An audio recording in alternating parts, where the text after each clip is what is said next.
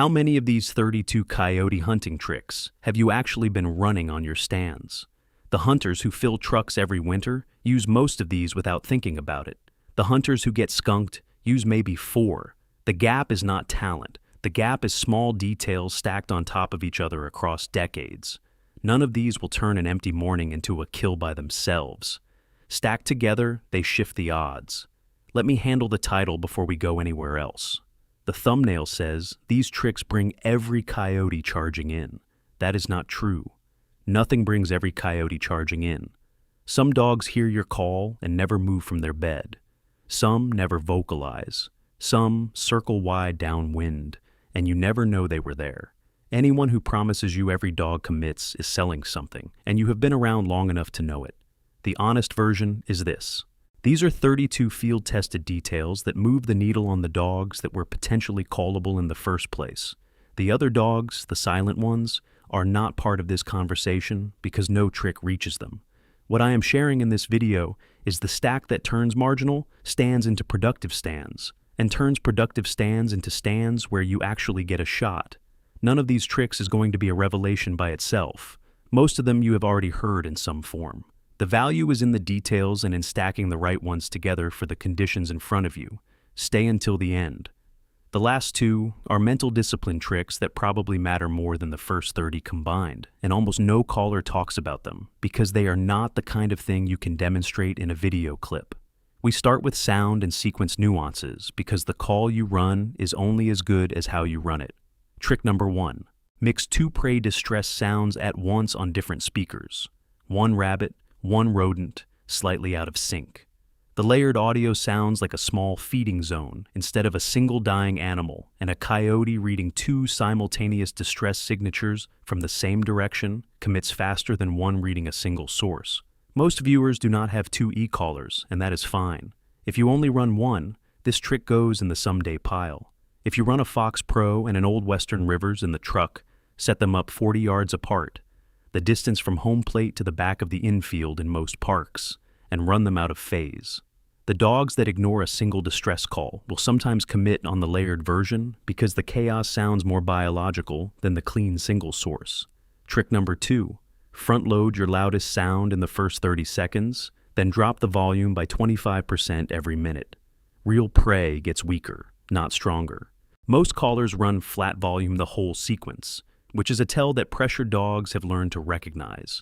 The dropping volume mimics actual death and pulls dogs that have heard 1,000 flat sequences played by every other hunter on the property. I started doing this after a buddy of mine showed me the spectrograph of an actual rabbit being killed by a fox. The amplitude drops in a clear curve. Most e-caller sequences play at the same volume for the entire run, which does not match how prey actually sounds. Trick number 3. Insert a 3-second pause inside your distress sequence at minute 4. Most prey animals try to catch their breath when they are dying. The pause reads as biological. The continuous run does not. The pause also gives the coyote a moment to decide that the sound is not a trap, since traps in his experience tend to keep playing the same noise without any natural variation.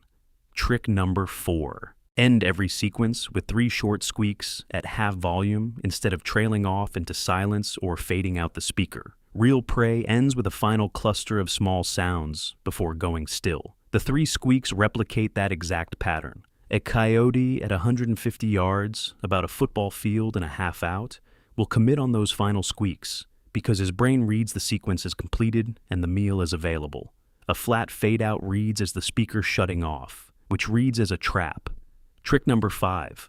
Run 1 mouse squeak between every rabbit distress cycle. The variety covers the artificial cadence of e-callers and adds a confidence signal that says other prey is also active in the area. Earl, the Wisconsin trapper who taught me half of what I know, used to do this with a homemade squeaker held between his teeth while he ran his hand calls.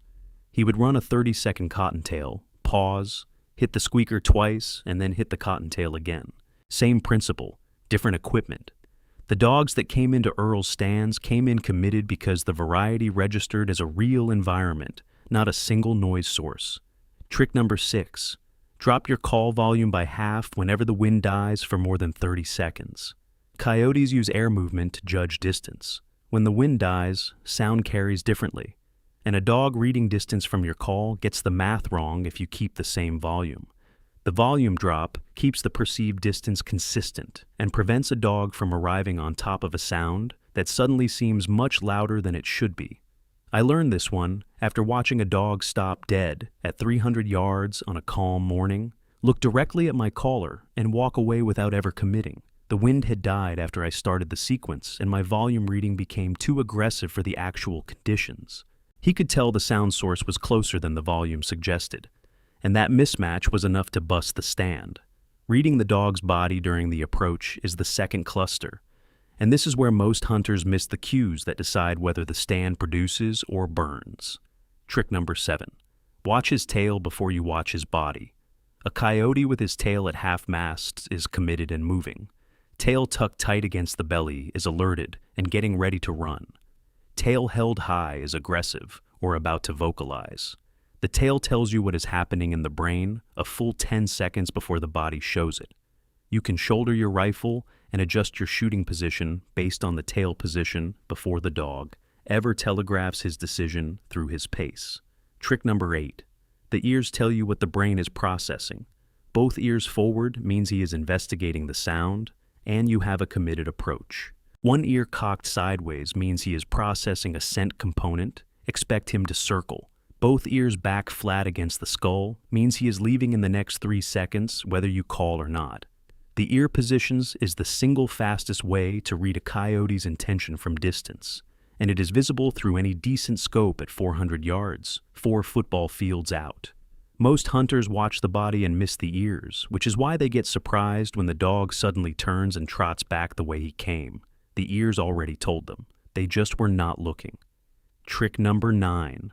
A coyote who freezes for over 15 seconds during his approach is reading something specific, almost always scent, and is one wind shift away from leaving. If you see the freeze, the answer is not to call again. The answer is to be ready for the shot now, because his next move is probably a turn and a trot back the way he came. The 15-second freeze is the dog's brain, comparing what his ears told him to what his nose is telling him. And if those two pieces of information do not line up, the safe move for him is to leave. Your shot window is the freeze itself, and it is shorter than most hunters realize. Trick number 10. Watch his shoulder blades, not his head. Shoulders rolling forward means he is still moving. Shoulders locked square means he stopped, even if his head is still scanning side to side.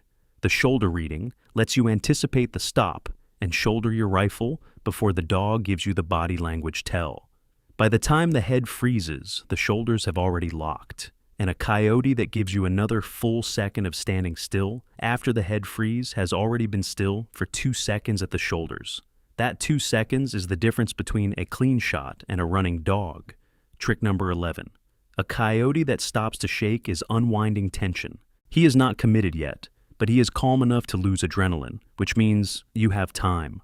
The shake is one of the few visible signs that buys you 10 or 15 extra seconds to settle the crosshairs and check the wind one more time.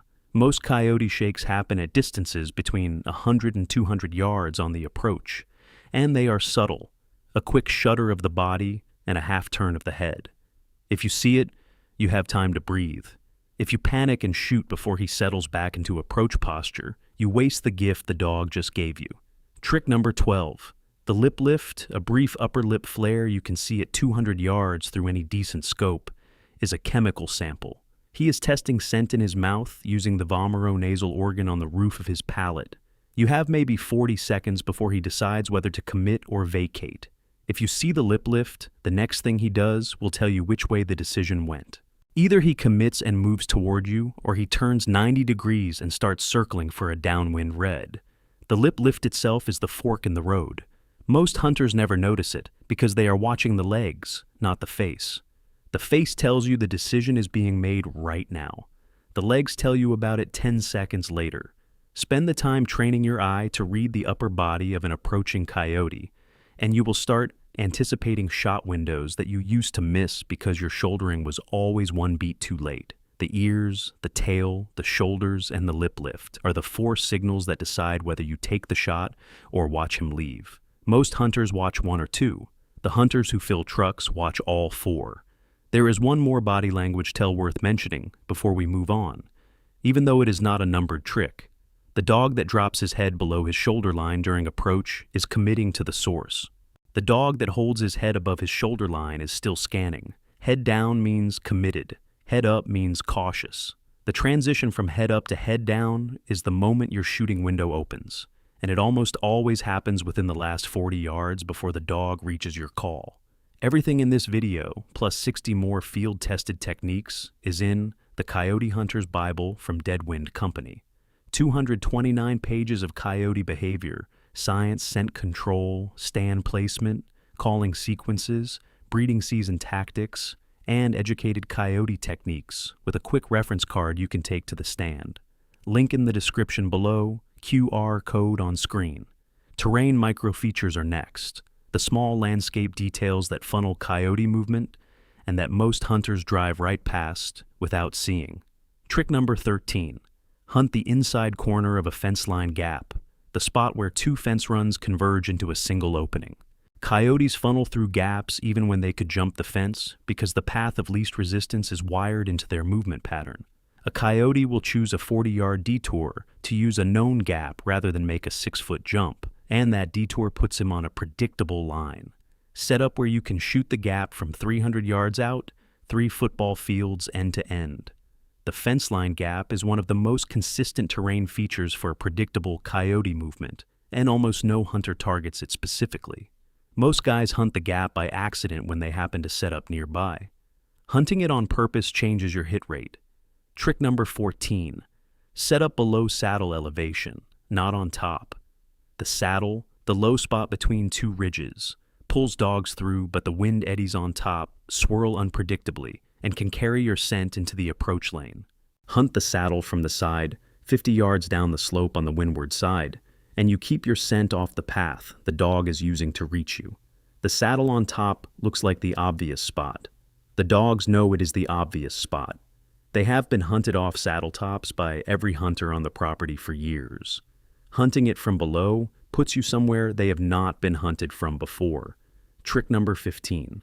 Watch tributary draws that feed into a main creek, especially at dawn. Main creeks get pressure because they are obvious.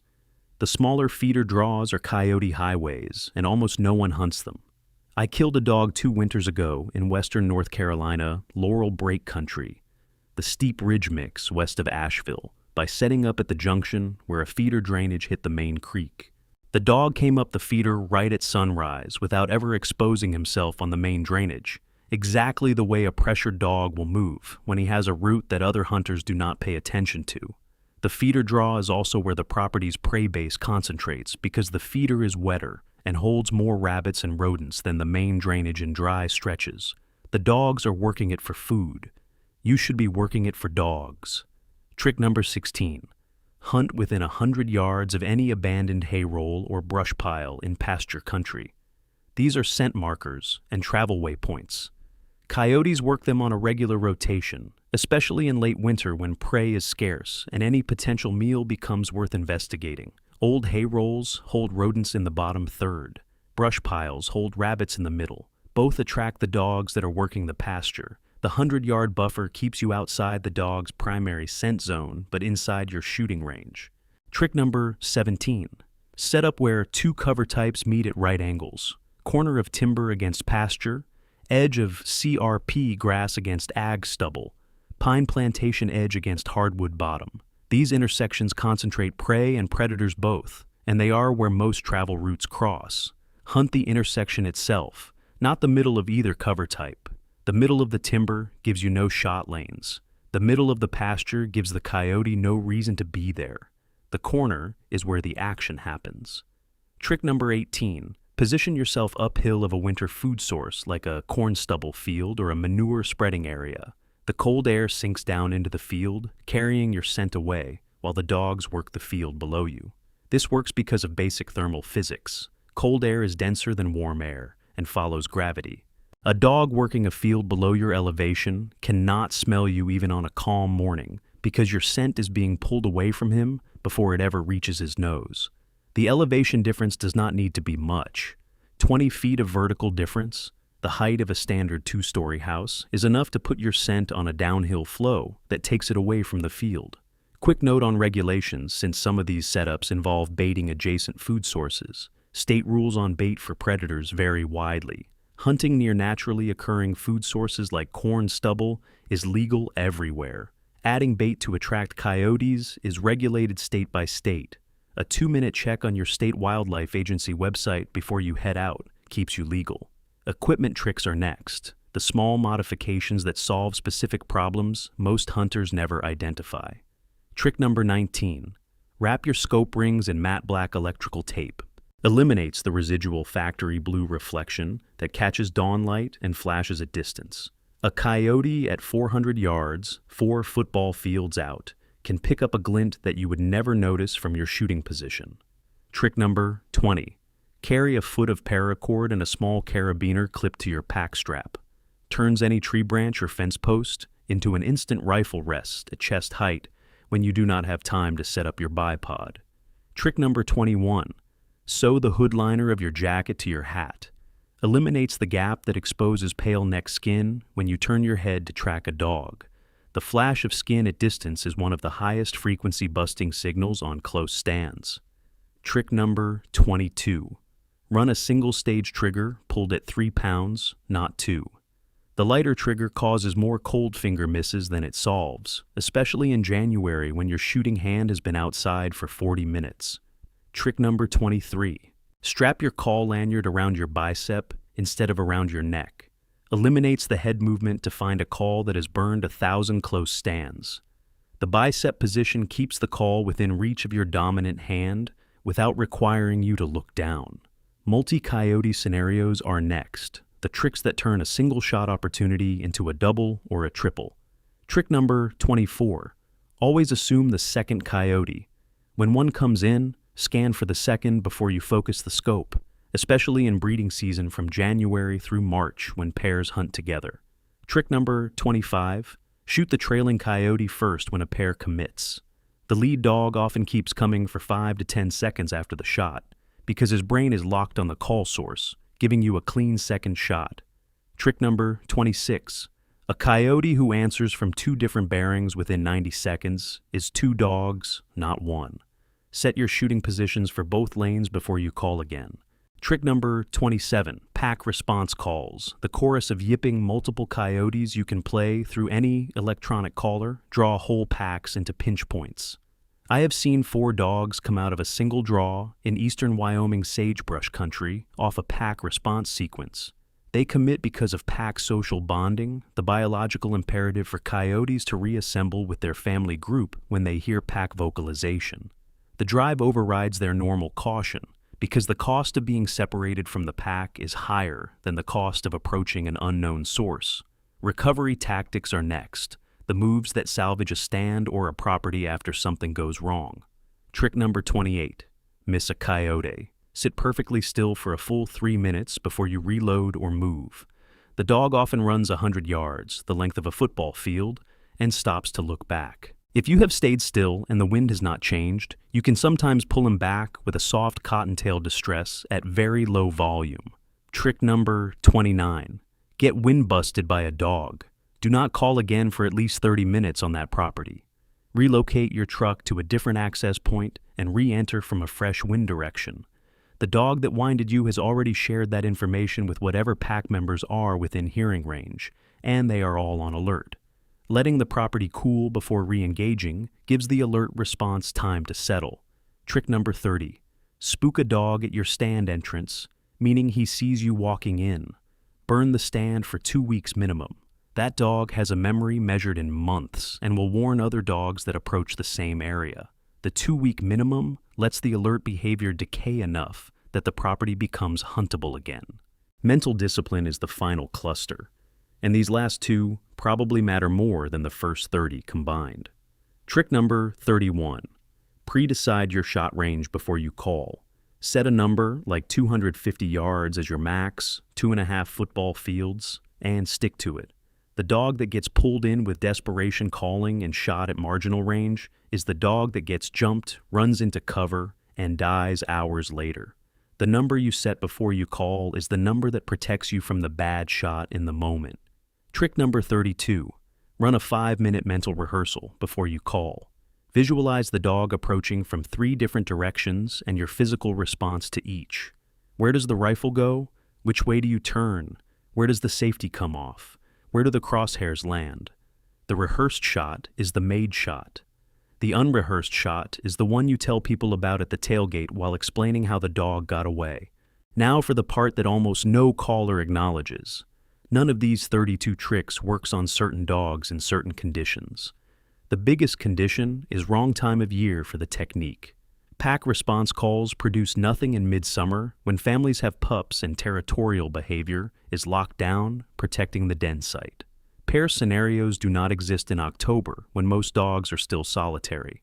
Body language reading does not help on a dog that never crosses 200 yards because he whines you on the approach. The tricks are tools. The conditions decide which tool you reach for. The hunters who kill dogs consistently are the hunters who match the trick to the moment, not the hunters who run all 32 on every stand. The guys who fill trucks do not talk about this stuff at the gas station, not because it is a secret, because telling someone you killed a dog by reading his shoulder blades and dropping your call volume by 25% every minute does not sound impressive. But you and I both know it is what actually works. The next time a dog hangs up at 200 yards and stares at your collar for 4 minutes before walking away, you will have tools to fix the things that actually went wrong instead of blaming your call. This is Deadwind Company.